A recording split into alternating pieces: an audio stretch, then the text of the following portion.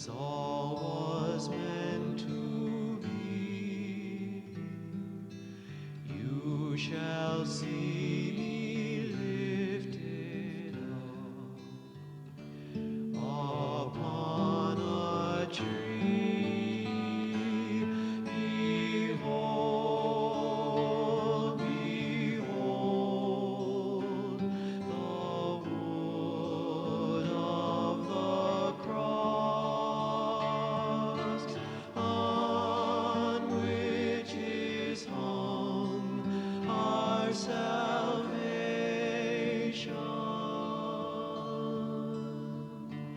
Oh, come, let us adore.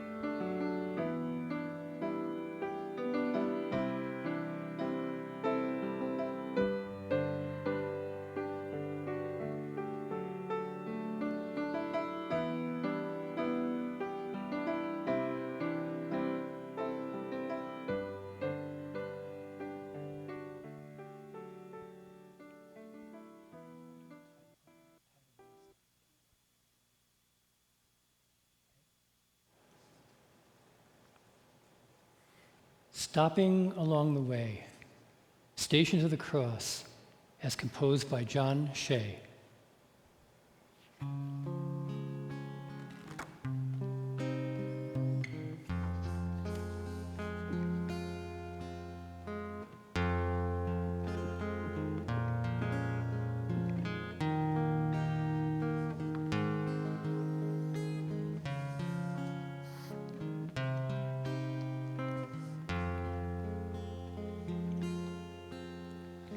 Jesus kneels in sorrow praying, knows his fate, God's will obeying. Let your will, not mine, be done. Welcome, everybody, and thank you for joining us for our Praying with the Stations of the Cross, coming to you live from Holy Name Catholic Church in Steamboat Springs, Colorado. The church's traditional Stations of the Cross look back at the Passion of Jesus. Through 14 images created in the Middle Ages, we watch Jesus suffer. As we walk with him, we realize more deeply the theological truth that he is suffering for us. We grasp that by his holy cross, he has redeemed the world. With this consciousness, we repent of our sins and live in the gratitude of God. The Stations of the Cross that we will pray today takes a different approach. It uses the traditional stations, but it focuses on images of contemporary suffering. These portraits of suffering both reflect and continue the passion of Jesus. Christ is present in our sufferings, teaching us how to relate to them and overcome them. As we stop along the way of this passion of Christ, we will learn to open ourselves to the power of the Spirit that transforms our sufferings into love.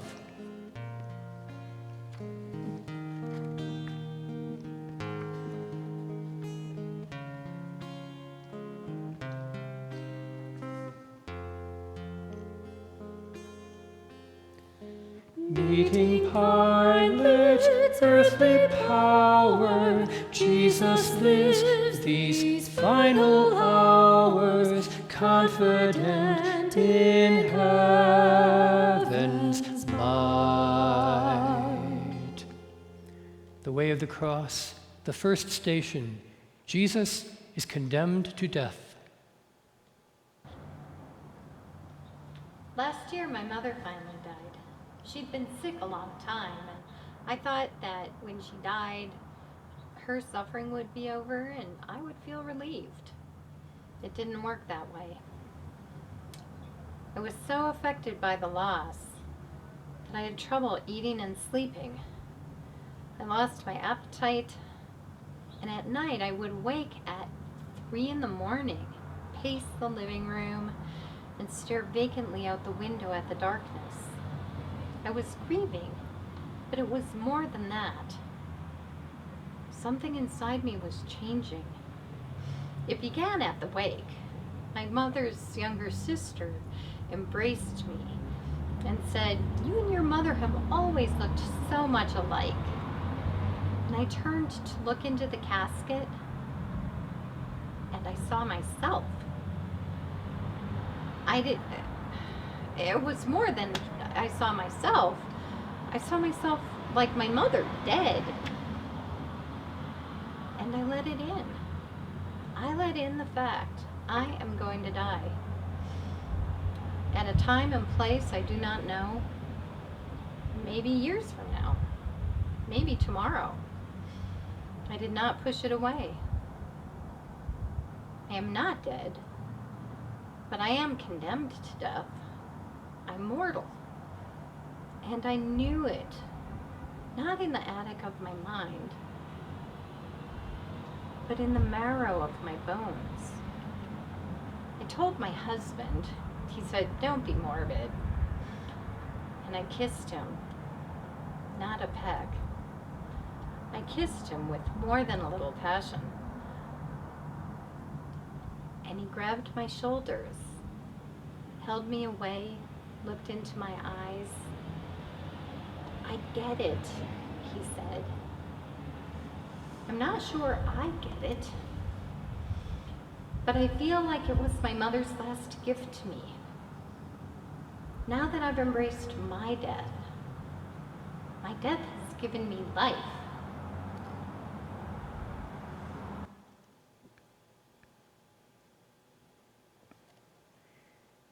Teacher of the way, we are all sentenced to death. In our great fear, we do our best to banish this dark shadow on our sunlit days. You show us another way. When we acknowledge the reality of death, we see that life is precious. Let us honor the fleeting minutes of our lives as opportunities to love. Jesus, Lord and brother, you walk with us on the way. Open our eyes to your deeds. Open our ears to your words.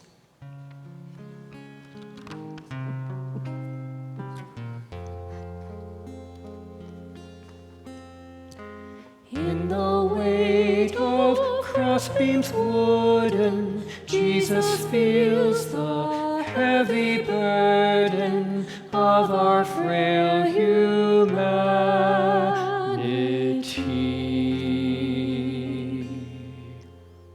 The way of the cross, the second station. Jesus takes up his cross. My religion teacher, Mr. Kurtz, always said, "Well, Jeffrey, how do you see it?"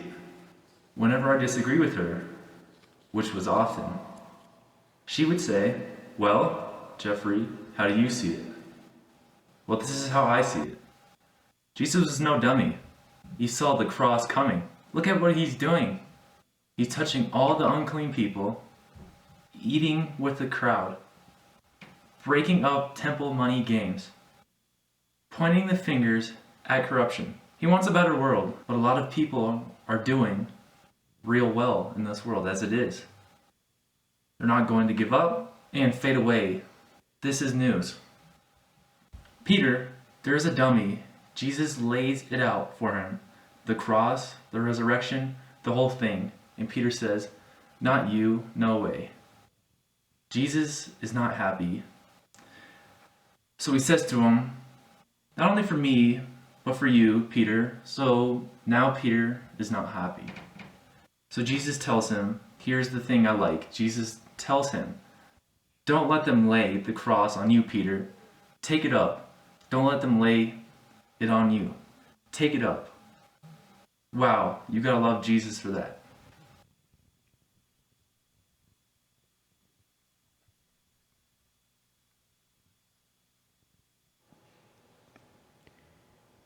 Teacher of the way, a life of justice and love means difficulty.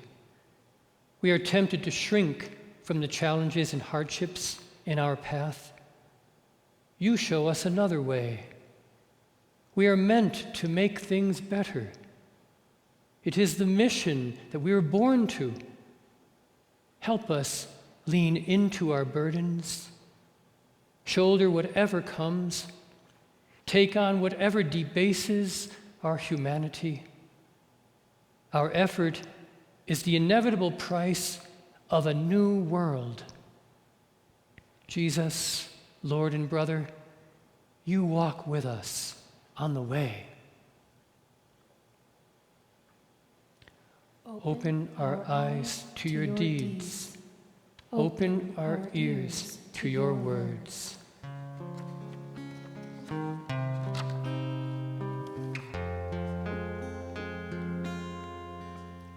Stumbling under weight so crushing, jeering crowds upon him rushing, Jesus falls, returns to dust. The way of the cross, the third station. Jesus falls the first time. The way of the cross, the third station. Jesus falls the first time. I was in the delivery room when my daughter was born. I was standing behind my wife, holding her head in hand and helping her push. When my daughter came out, they turned her around toward us. Suddenly her eyes were open, her arms flew out, and she wailed. The doctor said, "Afraid of falling, little girl?" Afterwards in the hall, I asked the doctor why she said that. "Oh, some people think that's what babies instinctively fear. They're suddenly out in the open. Their small, tight world is gone, and they're afraid they're going to fall." I said, "I always thought they cried because they were cold." That too, she said. She smiled and poked me in the chest with her finger. So hold her tight. She turned and walked away. She was halfway down the hall before I managed to shout after her, "I will."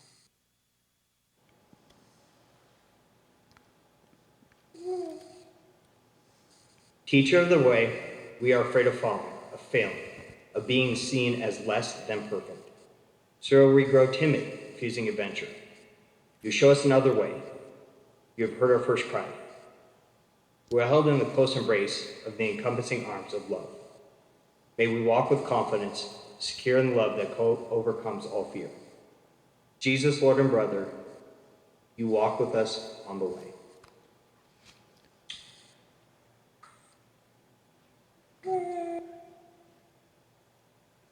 Open our eyes to your deeds.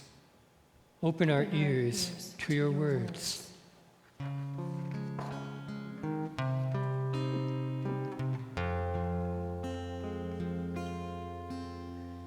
She who knew her heart and sorrow would be pierced, here bravely follows in her son's distress and pain.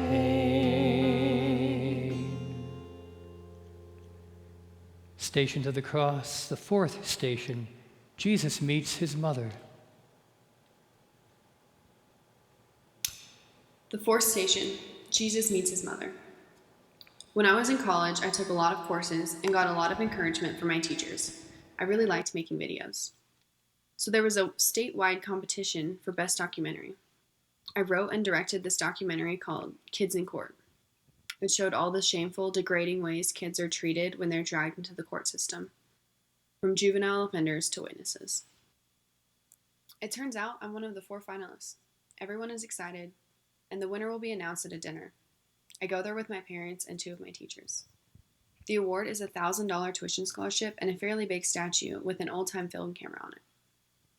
At the dinner, they show clips of all 4 documentaries, but I don't win. An entry called Gardens of Virginia gets the money and the statue. One of my teachers comes over to the table where I'm sitting with my parents. She says how good my work is and that my parents should be proud, and they smile. Then she says she talked to some of the judges and they really liked my work, but they thought it was a little too controversial. I didn't like the way she said it. It was like, when you grow up a little more, you'll know how to be more careful and not offend anyone. Then my mother, out of nowhere, says to me and the teacher and my father, "I have it on good authority that the statue with a camera on it rusts." So that's how I met my mother on the way to becoming myself. Teacher of the way, when the truth we speak offends or disturbs the peace around us, we are tempted to look the other way, to let silence be our voice. You show us another way, the way we learned from our mother. May our souls too rejoice in God and sing out loud of the new world of justice yearning to be born. Jesus, Lord and brother, you walk with us on the way. Open our eyes to your deeds. Open your ears to your words.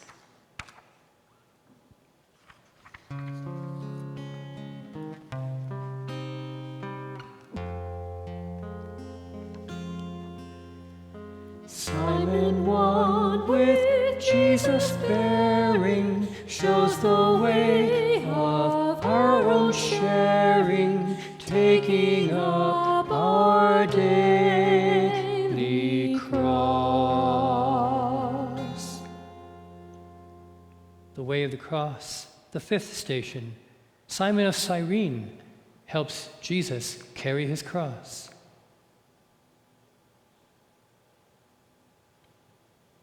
The way of the cross, the fifth station. Simon of Cyrene helps Jesus carry his cross. I was 6 weeks into a new job in a new city, and I get in a car accident and break my leg. When I get out of the hospital, I go back to my small 1-bedroom. I get around okay. But I'm not sleeping at night, partly from pain, but accidents play with your head.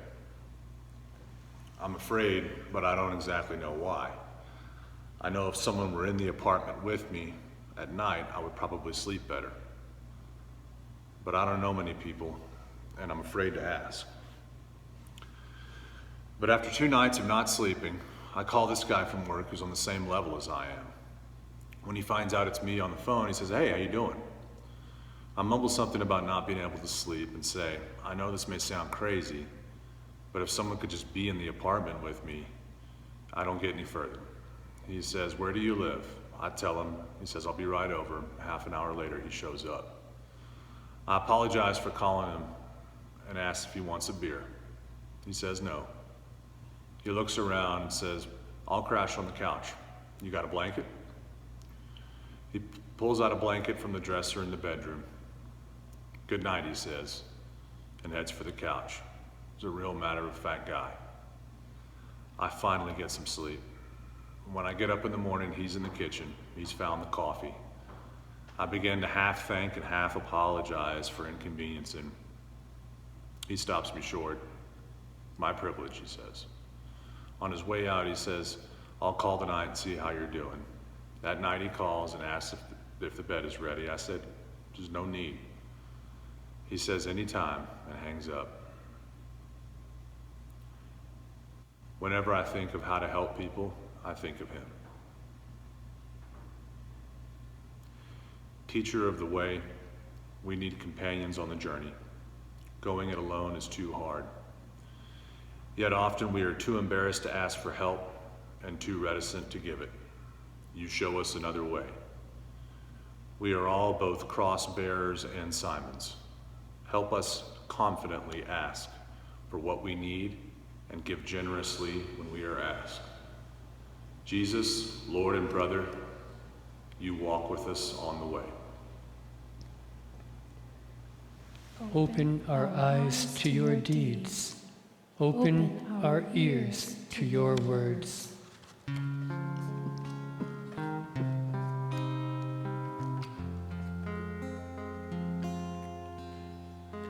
Boldly facing disapproval, she in cleansing seeks removal of the stains of agony.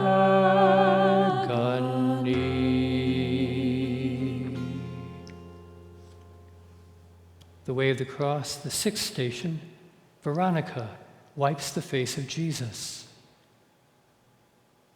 The Way of the Cross, the 6th station, Veronica wipes the face of Jesus.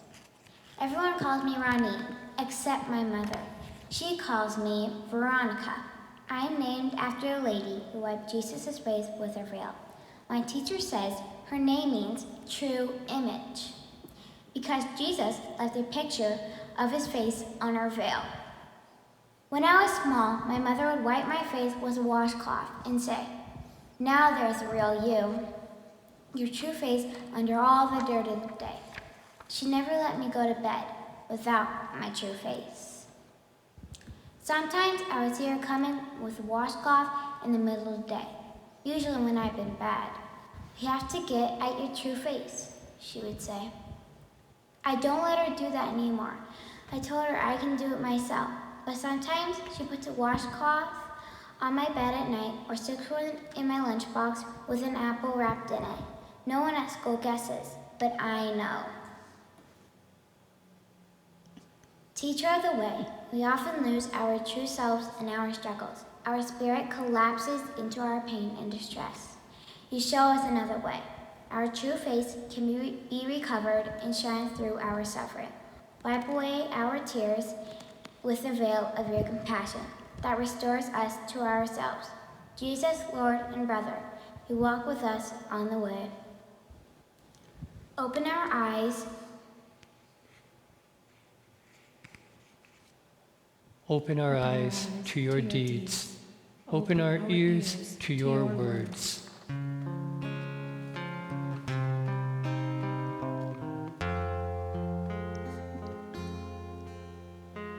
Falling once again, Lord Jesus, shows the suffering that feeds us as we struggle on our way. The Way of the Cross, the 7th station, Jesus falls a second time.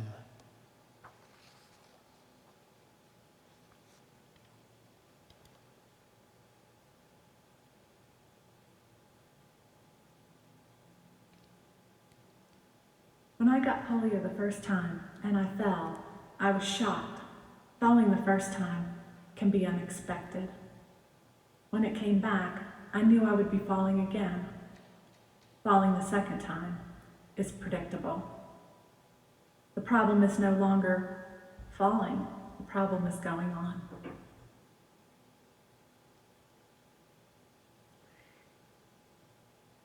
Teacher of the way, it is easy to lose heart.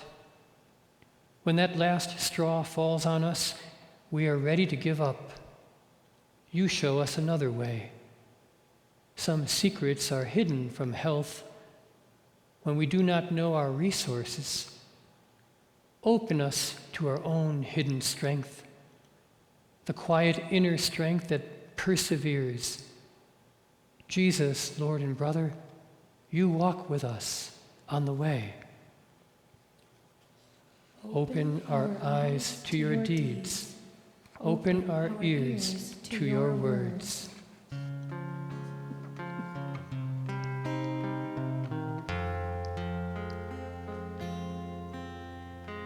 Israel's own daughters weeping, come to Jesus, comfort seeking in the time of their distress.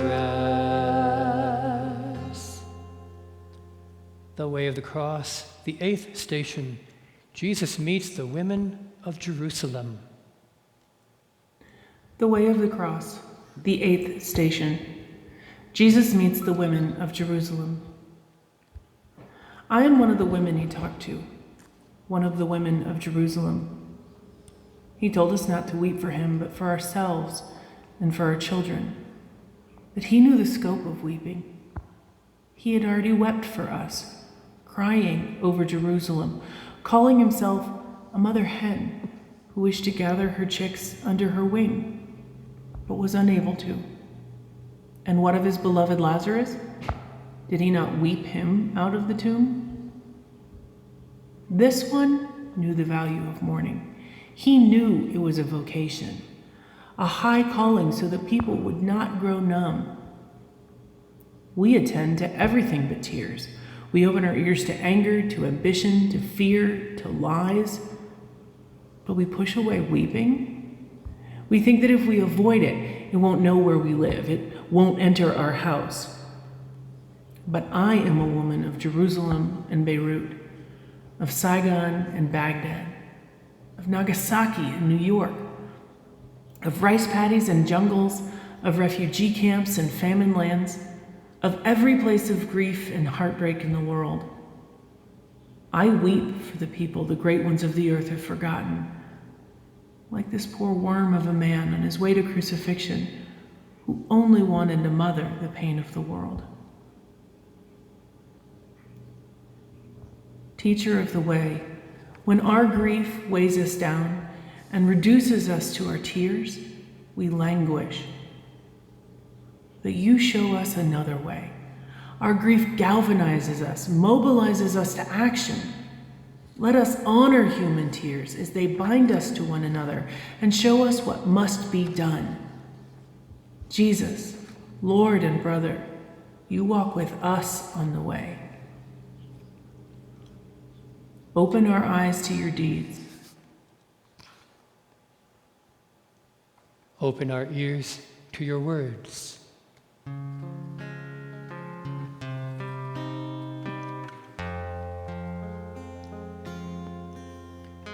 Jesus, weak and bruised and feeble, falls again, appears unable to complete his painful road. The way of the cross, the 9th station, Jesus falls a 3rd time. Every year I come to these stations. This one, the 9th, It's the worst one. But it's also the one I wait for. It's like too much. Falling for a third time, it just wrenches me. By this time, I just want it over. I want him on the cross so we can get to the resurrection and I can go to my comfortable home. If you saw the movie Ben-Hur's mother and sister are lepers. Ben-Hur brings them to meet Jesus, only to find out Jesus is on the way to the crucifixion. The mother and sister wait along the way of the cross, and Jesus falls for a third time right in front of them. These two women, who are basically rotting from leprosy, have been in jail for 10 years. They reach out to him and say to the soldiers, "Go easy on him." They forget themselves completely to help the fallen Jesus. That's what I wait for. For that moment in me, that uncalculable reaching out, that wholehearted moment of compassion that carries me all the way into another person. That person, no matter who it is, will be Jesus incognito. I know compassion is ultimately my only hope. It is the only way I'll ever be redeemed.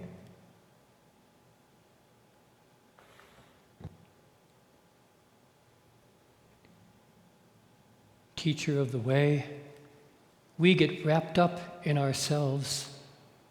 We become the center of our own little universe, with planets revolving around us. You show us another way. It is only by reaching out that we will find ourselves and become brothers and sisters.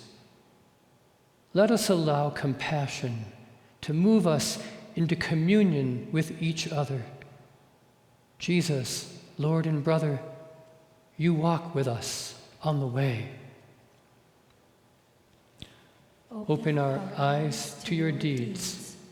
Open our ears to your words.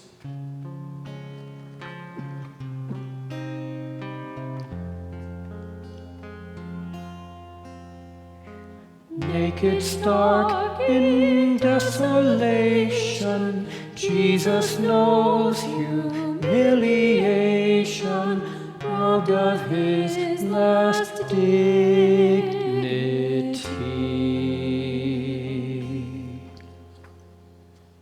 The way of the cross, the 10th station. Jesus is stripped of his garments. You know, I've only been a high school teacher for 4 years now, but that's plenty of time to have made some really good memories.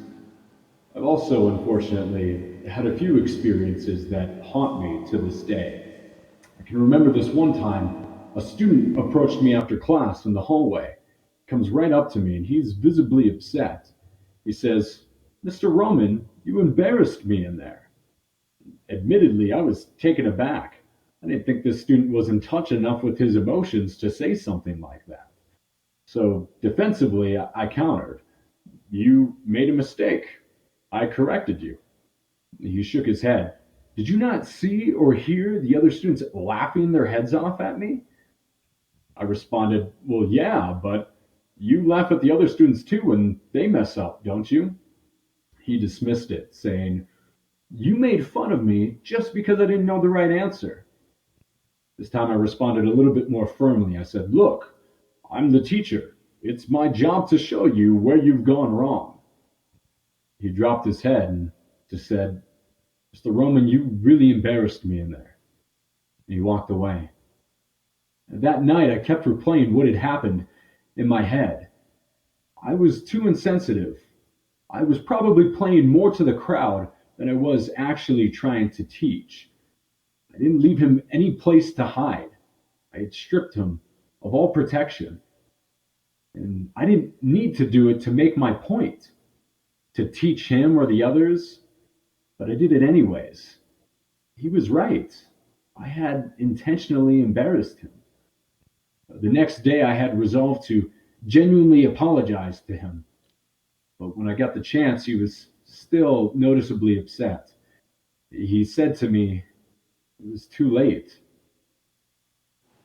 It was too late."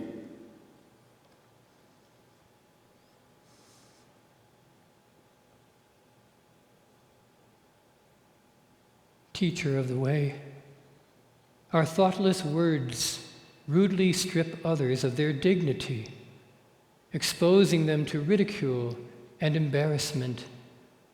You show us another way. Words are meant to awaken people to their worth as your Father's beloved children and recall them to a healthy self-esteem. Let us use our words to clothe each other in respect. Jesus, Lord and brother, you walk with us on the way. Open our eyes to your deeds. Open our ears to your words.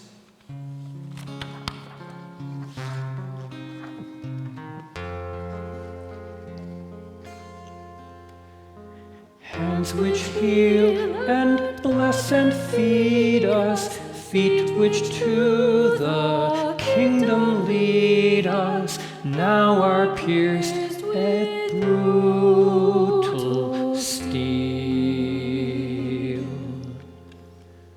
The way of the cross, the 11th station. Jesus is nailed to the cross.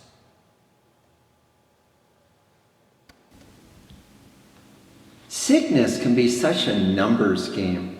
I stare at numbers on lab tests and go over the results with an anxious patient sitting next to me.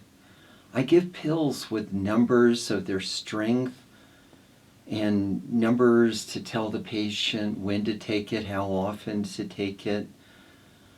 I ask questions so I get numbers and diagnoses. How often, how many times, how long have you been having these problems, what makes it better. Quite often, I make graphs of information patients give me based on numbers. I have to do this, but it makes sickness an invitation to obsession. Patients become these vigilant monitors of every change in their body. And whenever I appear, people look at me with a mixture of anxiety and hope and recite their symptoms like a litany of petitioners. I want to say, don't worry so much, but that sounds kind of lame. And I know if it were me, I'd be worried. But one terminal patient helped me. She said, I'm only trying to die 10 minutes out of every hour. What do you mean? I asked. I only think about my cancer 10 minutes an hour. The rest of the time I think of anything else. That's pretty good. Can you do it? And she laughed. Your 10 minutes are up, Doc.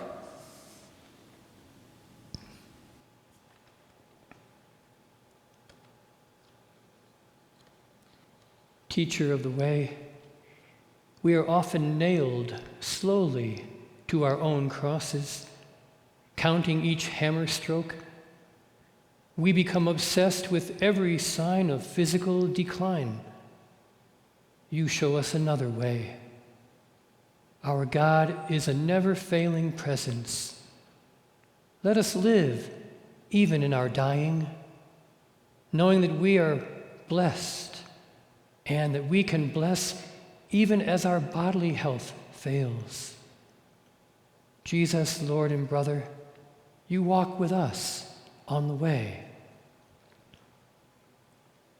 Open our eyes to your deeds. Open our ears to your words.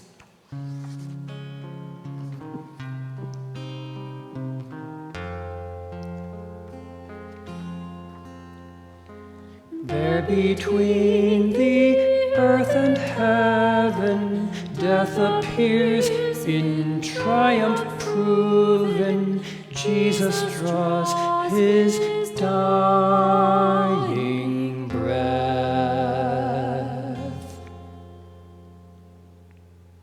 The way of the cross, the 12th station. Jesus dies on the cross.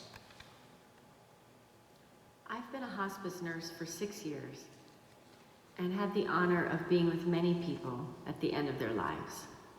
It's not a time any of us like to think about. It's a time many of us fear. It's difficult to prepare for because no one dies by the book. Every death is different and unique. Recently, I heard a story about death that I like. It reminds us that life goes on and may help us a little to prepare for the ultimate sacred mystery in our life. I'd like to share this story with you.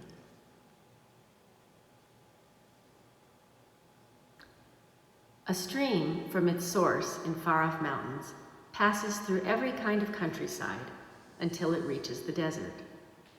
Just as it had crossed every other barrier, the stream tries to cross this one.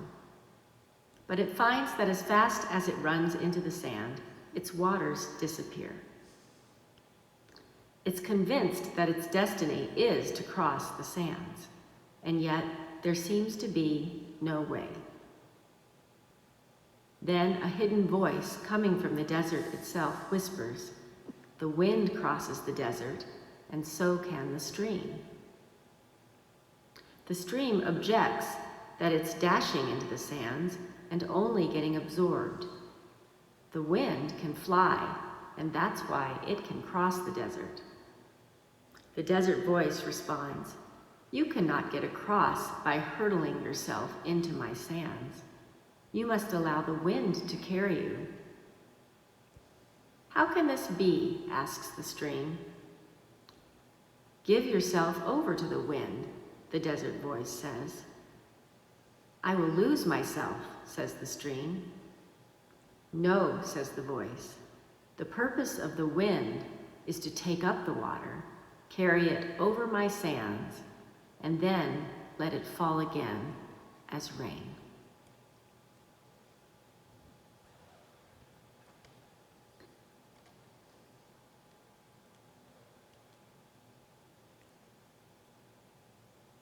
Teacher of the way, we are born fighters. We think surrender is defeat. You show us another way. Handing ourselves over to God is how we transcend death. Let us practice giving ourselves to the wind that carries the water of life across the barren desert. Jesus, Lord and brother, you walk with us on the way. Open our eyes to your deeds. Open our ears to your words.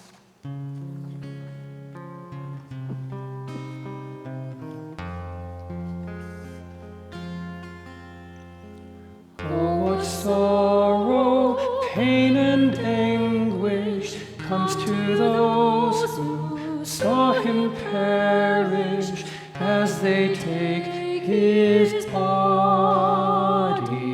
down. The 13th station, Jesus is taken down from the cross. We must learn to take Jesus down from the cross, but we must learn to do so before he dies. The 60-cent an hour laborer hangs on the cross as surely as Jesus, only longer. The brutalized prisoner hangs on the cross as surely as Jesus, only longer. The neglected child hangs on the cross as surely as Jesus, only longer. The homeless person living in a cardboard box hangs on the cross as surely as Jesus, only longer. Take them down. Take them down now. Call them by name if you want to. Number yourselves among them if you want to. But we are called to take all these Jesuses down from their crosses before they die.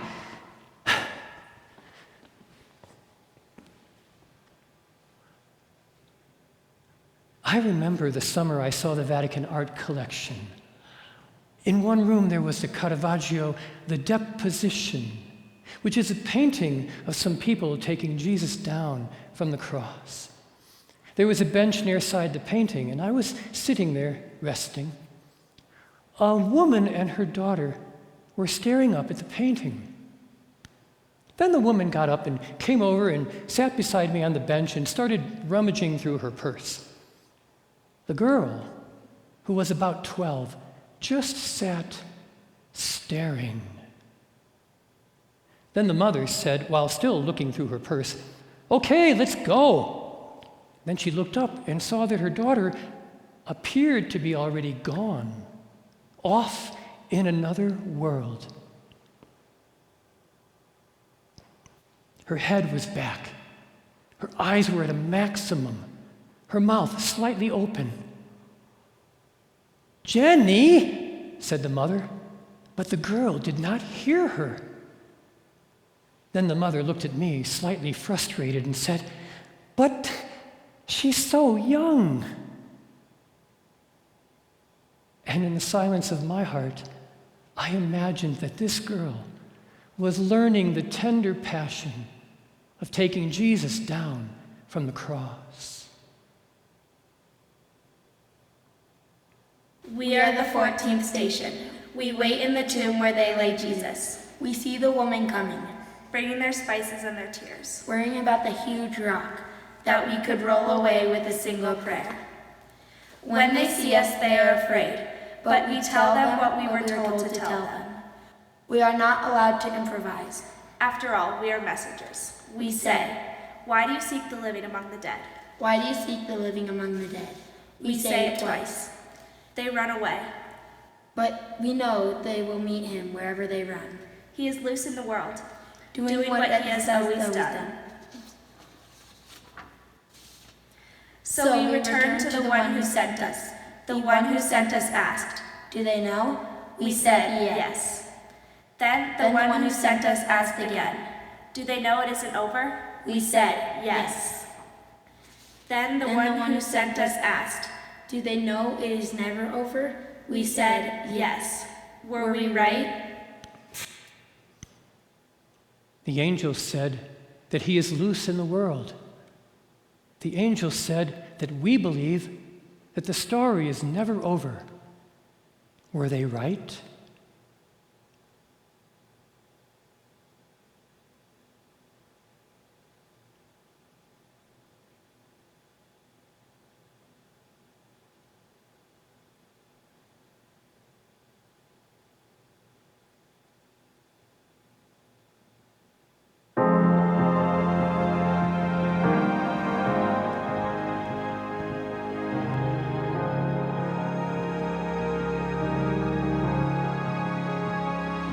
There's a place where mercy reigns and never dies.